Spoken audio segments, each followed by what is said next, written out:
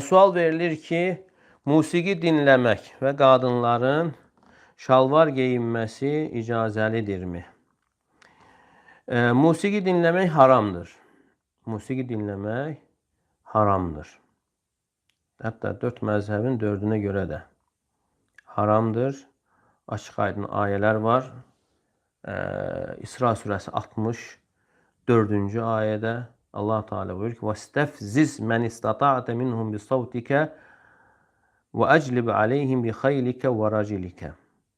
Vestefziz, yəni sən bacardığın qədər onları yerindən oynat öz səsinlə, bi savtika.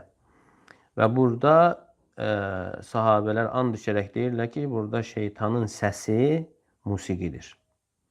Və həmçinin Loğman surəsi 6-cı ayəyə əsasən insanlardan elələri vardı ki, laf sözü, boş sözü satın alarlar.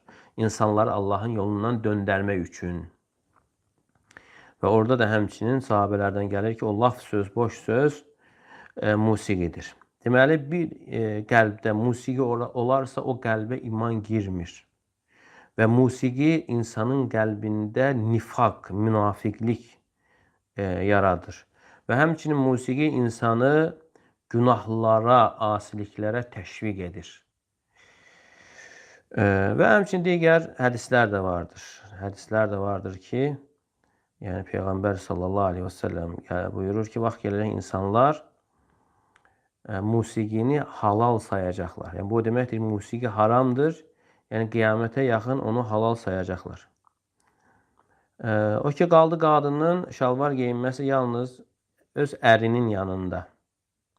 Allah icazəlidir, başqa yerdə yox.